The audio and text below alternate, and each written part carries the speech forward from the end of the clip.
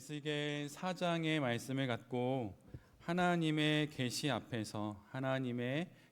앞에서 이런 제목으로 함께 하나님 말씀을 나누도록 하겠습니다.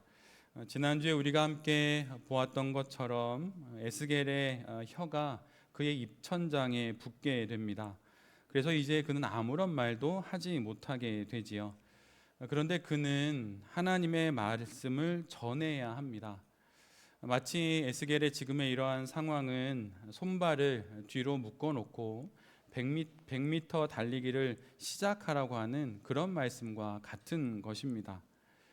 설교도 말로 하는 것이고 전도도 말로 하는 것인데 하나님께서 하나님의 예언의 말씀을 전해야 하는데 하나님께서 에스겔의 입을 닫아 버리십니다. 그리고 그뿐만 아니라 에스겔 4장과 5장을 잘 읽어보면 입이 굳게 닫힌 에스겔은 심지어 집에 머물러야만 합니다. 그래서 하나님께서 에스겔을 입을 닫게 하시고 또 그 자신을 집에 가두어 놓으신 것이죠. 도대체 하나님께서는 지금 어떻게 또한 무슨 일을 하려고 하시는 것일까요? 오늘 본문이 있는 4장부터 에스겔 5장까지 읽어나가다 보면 거기에서 하나님께서 입이 닫힌 에스겔에게 허락하시는 4가지의 행위 예언이 나옵니다. 여기서 말하는 행위 예언이란 말을 하는 것이 아니라 마치 연극처럼 무언극처럼 아무 말 없이 하나님의 계시가 담긴 특정한 행동을 하는 것입니다. 행위 예언은 그래서 단순한 어떤 상징 이상의 미래의 사건을 미리 보여주는 공개적인 행위로 하나님의 말씀이 반드시 성취된다는 것을 말보다 더 강력하게 강조하는 그런 예언입니다. 입으로 하는 예언이 하나님의 말씀이듯 동일하게 몸으로 하는 행위 예언 역시 하나님의 말씀입니다. 에스겔이 하는 이 행위 예언들은 그 내용을 자세히 읽어나가다 보면 예루살렘 성의 함락의 과정과 그 순서가 일치하게 배열되어 있습니다. 이를 통하여서 예루살렘의 패망을 예언하게 되는 것이죠. 그런데 이보다 더욱 놀라운 것은 예루살렘을 함락하여서 예루살렘을 무너뜨리는 그 분으로 등장하는 것이 다름 아닌 하나님이라고 하는 것입니다. 이 사실이 우리를 매우 놀랍게 합니다. 하나님께서 하나님의 백성을 징계하십니다. 망하게 하십니다. 말하자면 부모가 자녀를 벌하고 심판하는 것이에요. 어떻게 이런 일이 일어날 수 있을까요? 여러분 어떻게 생각하시나요? 우리가 알고 있는 긍휼의 하나님, 자비의 하나님, 또 우리를 향하여서 끝없이 사랑을 베푸시는 그 하나님이신데 어떻게 당신의 손으로 지으신 그 예루살렘, 당신의 백성을 그분이 어떻게 벌하시고 징계하시고 멸망케 하시는 것일까요? 어떻게 그런 일이 일어날 수 있는 것일까요? 성경을 우리가 잘못 읽은 것입니까? 그런데 이에 대해서 오스왈드 챔버스는 그의 에스겔 묵상에서 이렇게 대답합니다. 여러분 한번 잘 들어보십시오. 하나님은 특정한 사람이나 나라를 일방적으로 옹호하지 않는다.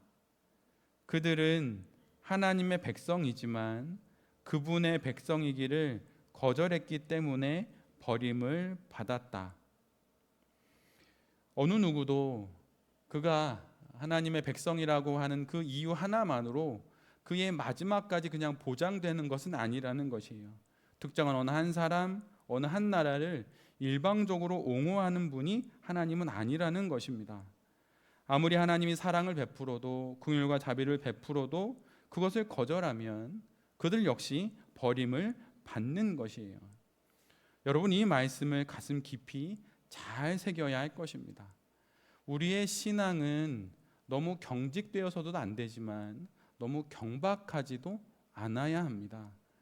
그래서 묵상의 여정이라고 하는 책에 보면 이런 문장이 나와요. 신앙이란 경박하지도 않고 경직되지도 않고 경건한 것이다. 그래서 지금 내가 알고 있는 하나님이 전부인 줄 알고 나는 이렇게 살아도 괜찮다라고 여겨서는 안 된다는 것이에요. 이 말씀을 가슴 깊이 새기며 이제 하나님께서 에스겔에게 전하시는 행위의 예언들 하나씩 살펴보려고 합니다. 마치 연극의 한 막씩 끝나는 것처럼 그렇게 내용들이 전개가 돼요. 에스겔은 가장 먼저 이런 행위 예언을 받습니다. 토판, 즉 흙으로 만든 벽돌을 갖고 그 벽돌 위에 예루살렘을 상징하는 성읍을 새겨 놓게 됩니다. 에스겔이 그걸 하는 것이에요. 그리고 나서 그 위에 성을 공격하기 위한 무기들을 그려 넣습니다. 성을 가운데에 그려 놓고 그 주변에 그 성을 공격하는 무기들을 막 그려 넣는 것이에요. 그리고 그 주위에, 그 벽돌 주위에 포위망을 이렇게 칩니다. 그리고 성을 공격하기 위한 높은 사다리, 장난감 같은 사다리를 그 벽돌에다 이렇게 세워놔요. 그리고 흙으로 언덕을 쌓고 진지를 구축하고 성벽을 부수는 무기들을 성 둘레에다 가득히 설치합니다. 이는 성을 무너뜨리는 공성전을 그대로 보여주는 것이죠. 마치 아이들이 가지고 오는 레고 그 장난감처럼 성을 만들고 성 주변에 무기와 대포들을 배치해 놓고 그것들을 하나님께서 에스겔로 하여금 만들라고 하신 것이에요. 그리고 나서 하나님은 그 성읍과 에스겔 사이에 철판을 세우도록 합니다. 이것이 무엇을 뜻하는 것입니까? 예루살렘에 대한 하나님의 심판이 이토록 단호하다는 것이에요. 너가 아무리 이야기해도 변하지 않고 바꿀 수 없다는 그 단호한 뜻을 에스겔과 예루살렘 사이에 철판을 세움으로 그것을 표현해 주시는 것입니다. 그리고 이제 하나님께서 에스겔에게 두 번째 행위 예언을 전하십니다. 그것은 에스겔이 390일 동안 왼쪽으로 누워서 살아야 한다는 것이에요. 이것이 정확하게 그가 390일 내내 왼쪽으로 누워서 지내야 하는 것인지 아니면 잠잘 때만 390일 동안 왼쪽으로 누워 있어야 하는 것인지는 정확치는 않습니다. 하지만 1년이 넘는 기간 동안 매우 불편한 자세로 누워 있어야만 하는 것은 사실입니다. 그가 390일 동안 왼쪽으로 누워 있는 것은 북이스라엘에 390년 동안 저질렀던 죄악을 짊어지는 상징입니다. 그렇게 390일이 다 끝나고 기한이 차게 되면 이제 에스겔은 오른쪽으로 눕습니다. 오른쪽으로 누워서 40일 동안 그렇게 누운 채로 지내야 하는 것이에요. 이는 남유다의 40년 동안의 죄악을 짊어지는 행위입니다. 그렇게 왼쪽으로 390일, 오른쪽으로 40일 이렇게 해서 400여일이 넘는 기간 동안 에스겔에 누워있는 그 모습을 보고 사람들은 그가 지금 북이스라엘의 390년의 죄악의 역사와 40년의 남유다의 죄악의 역사를 짊어지고 있다는 것을 그 행위를 통해서 전해 듣게 되는 것이에요. 그리고 나서 하나님께서 에스겔에게 또 명하시는 행위는 무엇이냐면 예루살렘 성을 향해 그가 만들어 놓은 그 벽돌을 향해 얼굴을 고정하게 하고 양팔을 걷어붙여서 그거를 계속 바라보게 하십니다. 여러분, 누군가가 팔을 걷어붙인다는 건 무엇을 뜻합니까? 이제 한판 해보겠다는 거죠. 이제 하나님께서 그렇게 예루살렘을 향하여서 한판 하시겠다는 것입니다. 너의 죄를 다 짊어진 내가 이제는 그렇게 한판 너희와 붙겠다고 하나님께서 보여주시는 것이에요.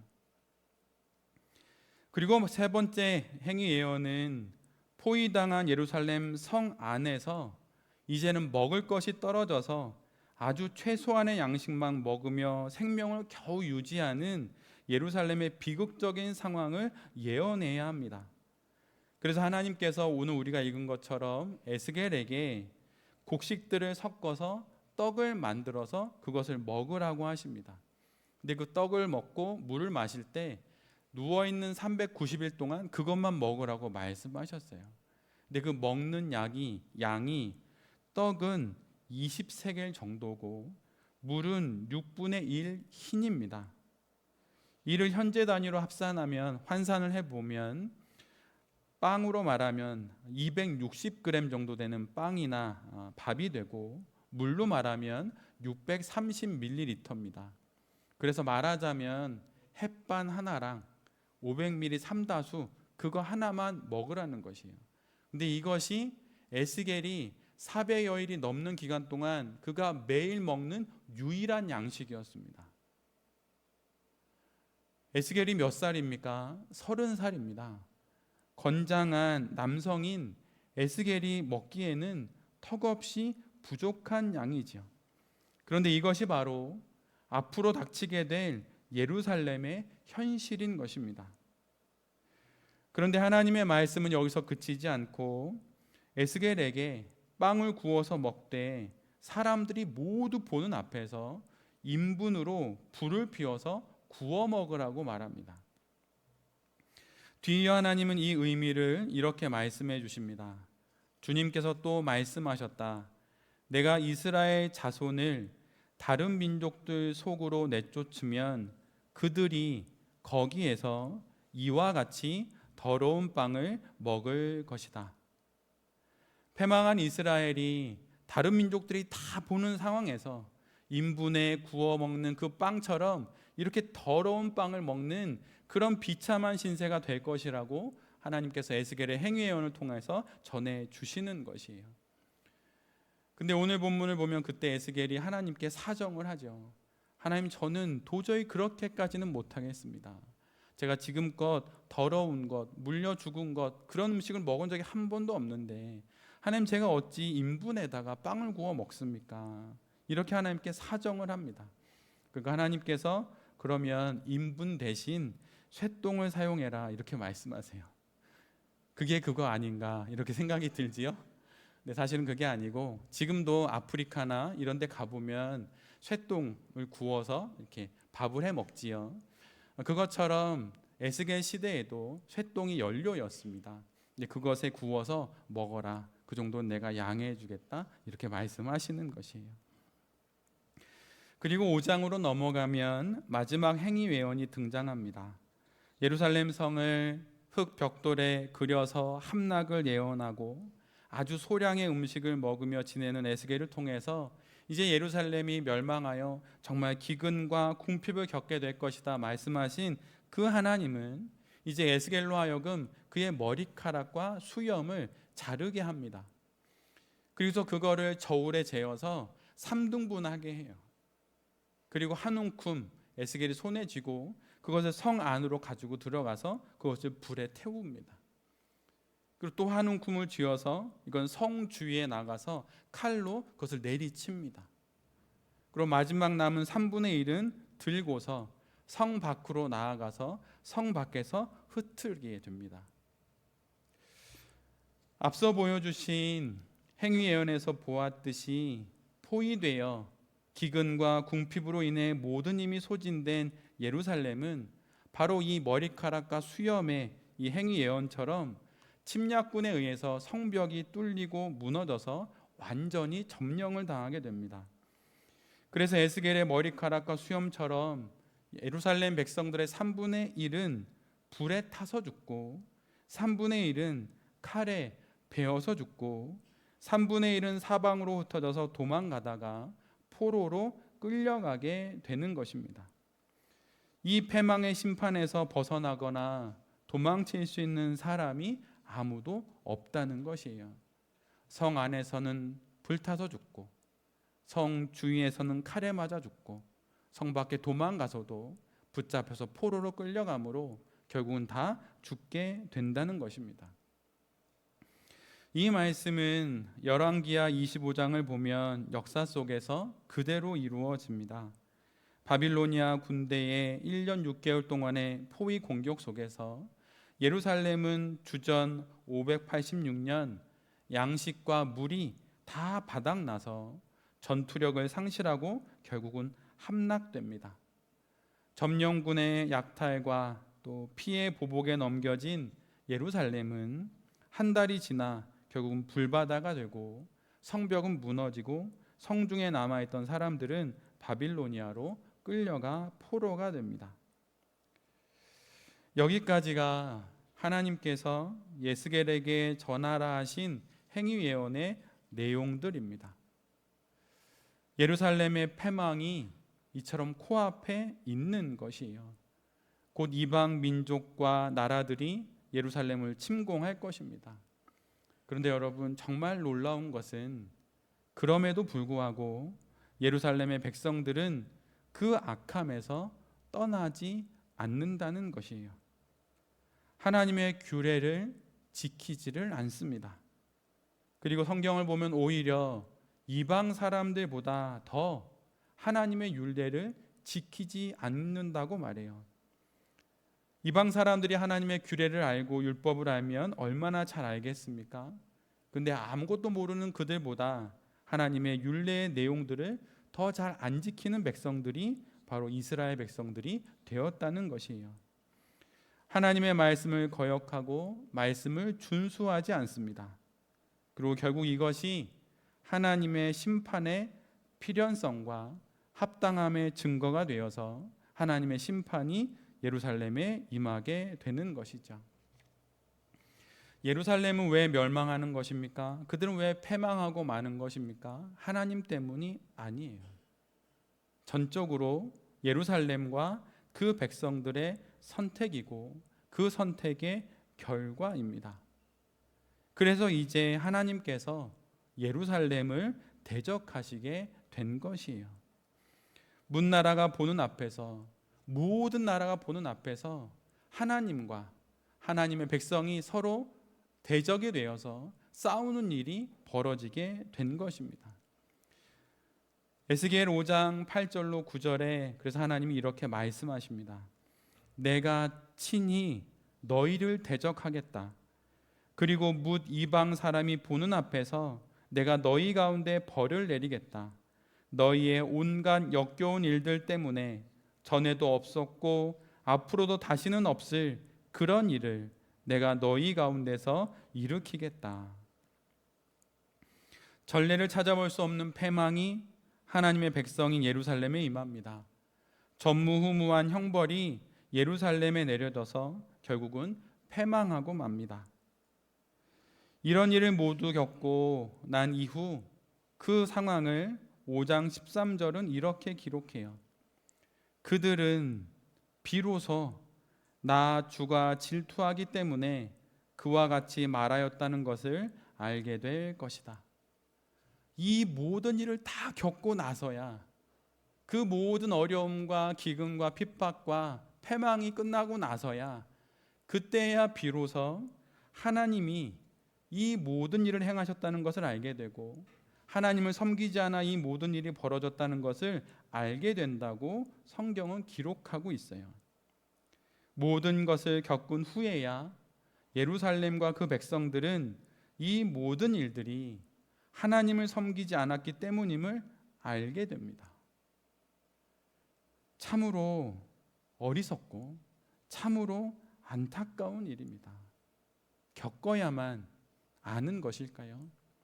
꼭 그 모든 시련을 통과해야만 얻을 수 있는 지혜일까요? 오늘 말씀은 마치 한 편의 슬픈 영화를 보는 것만 같습니다. 예루살렘이 되돌릴 수 있는 기회가 없었습니까? 아니, 있었어요. 그럼에도 불구하고 돌이키지 않아서 결국은 멸망합니다. 기회가 부족했다고 말하기에는 너무나도 많은 예언자들이 있었고 너무나도 많은 하나님의 말씀이 있었습니다. 그러나 이 모든 것들을 무시합니다. 하나님의 거듭되는 계시의 말씀이 있었지만 그 말씀 앞에서 시종일관 고집을 부리고 삶을 바꾸지 않고 수정하지 않아서 결국 이런 최후를 맞이하게 되는 것이에요. 세상 속에서 하나님의 명예와 영광이 되도록 세우신 그 예루살렘이 열방의 조롱과 모욕거리가 됩니다. 젖과 꿀이 흐르는 풍요의 땅이었던 예루살렘이 떡 하나, 물 한 모금 먹으면서 지내야 하는 기근과 전염병으로 가득한 사람이 살 수 없는 땅으로 변해버렸어요. 평화의 소식이 전해져야 할 예루살렘의 성벽이 무너지고 칼과 창으로 생명을 잃는 전쟁터가 되어버립니다. 모든 이유는 단 하나, 하나님을 예배하지 않았기 때문입니다. 하나님의 말씀을 무시하고 하나님의 뜻을 내 삶의 기준으로 삼지 않았기 때문이에요. 눈에 보이는 더 좋은 것들을 나의 신으로, 나의 인생의 힘으로 삼아 살았기 때문에 이 비참한 일들이 벌어지게 되는 것입니다.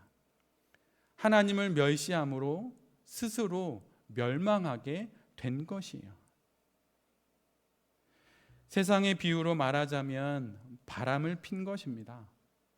배우자를 놔두고 다른 여자와 다른 남자와 바람을 핀 것입니다. 선지자 호세아의 아내인 고멜처럼 그렇게 남편이 아닌 다른 남자를 찾아 나선 것이에요. 여러분, 신앙이 무엇입니까? 여러분, 신앙은 결코 복잡한 것이 아닙니다. 비록 신학은 그 내용이 방대하고 기도는 그 신비가 끝이 없지만 그 모든 것들을 하나로 묶어 신앙을 말하자면 신앙이란 하나님과 맺은 사랑의 언약을 지키는 것입니다. 많은 유혹에도 불구하고 그 언약을 끝까지 굳건히 지켜가는 것이 바로 신앙입니다.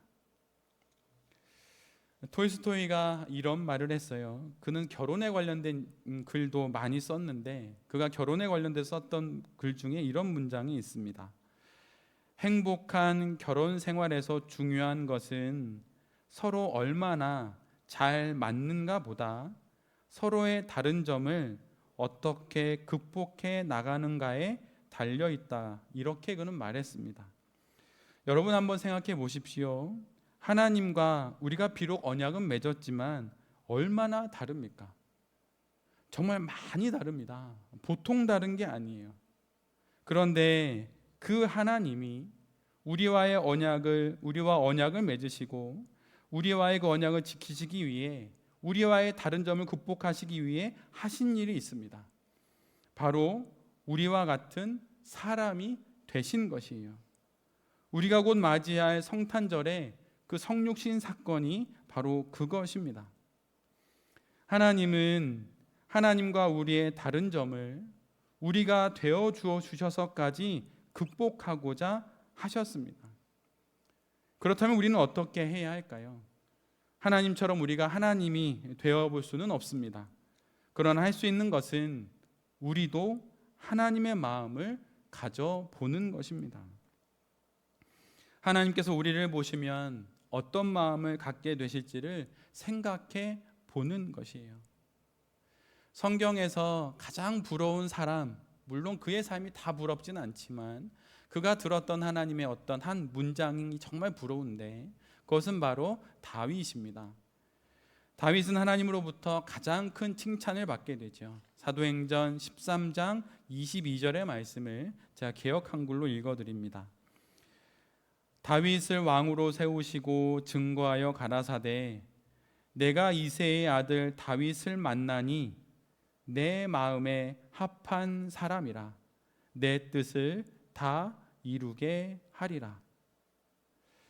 하나님은 다윗을 하나님의 마음과 잘 맞는 사람이라고 칭찬해 주십니다. 하나님의 마음이 다윗의 마음이었고 다윗의 마음이 곧 하나님의 마음이었던 것이죠. 이심전심 그 마음이 나의 마음이었던 것입니다. 우리가 하나님의 마음을 가져보는 것이 바로 이것이에요. 이 상황을 놓고 이 형편과 사건을 놓고 하나님의 마음을 가져보는 것입니다.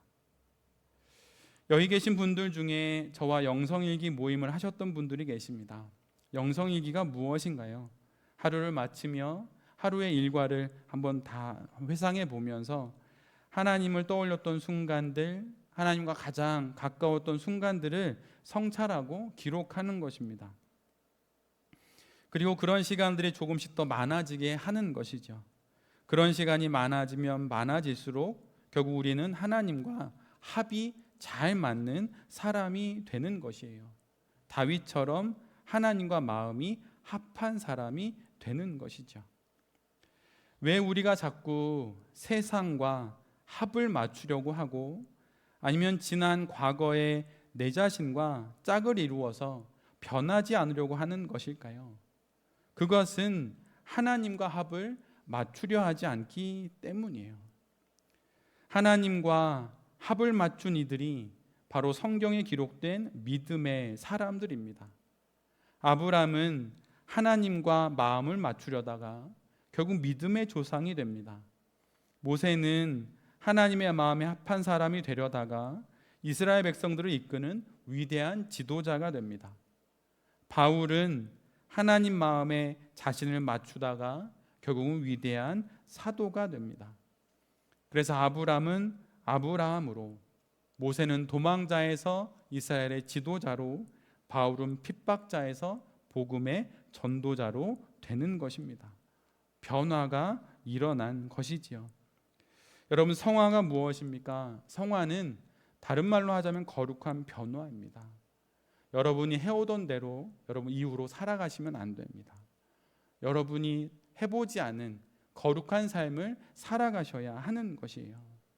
이전 교회에서 이전의 신앙생활의 모습으로 그냥 살아가서는 안 됩니다. 여러분, 변화되어야 하는 것이에요.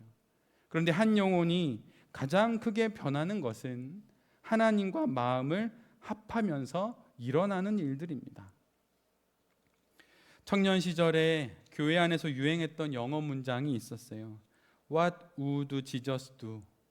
우리말로 번역하자면 예수님이라면 어떻게 하셨을까? 그래서 이 문장을 팔찌로도 하고 이니셜만 따서 그 목걸이로 하고 그렇게 하는 것이 저 청년의 때에 많은 청년들의 유행이었습니다. 어떤 일을 하든, 어떤 말을 하든, 어떤 선택을 하든, 어떤 결정을 하든 그 앞에서 이렇게 묻는 것이에요. 예수님이라면 어떻게 하셨을까? 하나님이시라면 어떻게 하셨을까? 이것을 묻는 것입니다.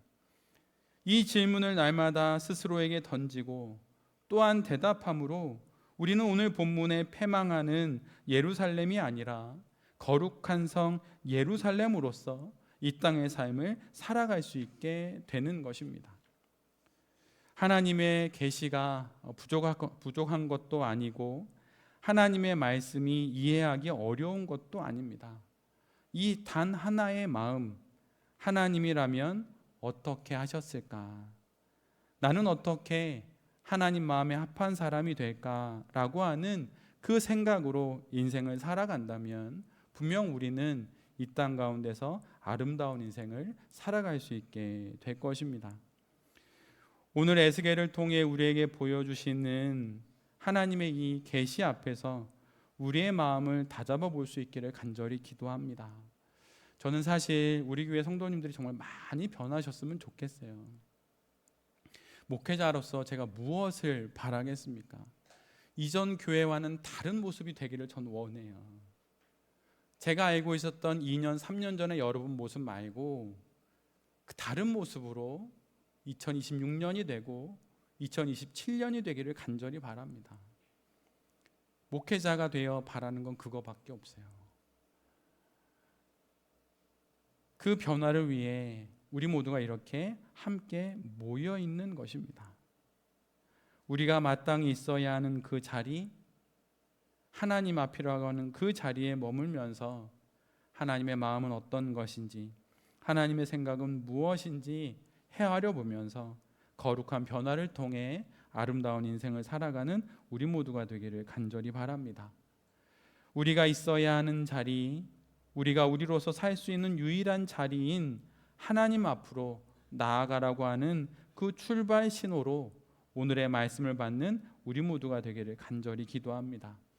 그래서 하나님이 주신 그 많은 계시 앞에서 깨어 있음으로 말미암아 오늘보다 내일, 내일보다 모레 더 아름답고 더 거룩한 신앙 인생 살아가는 우리 모두가 될 수 있기를 간절히 기도드립니다.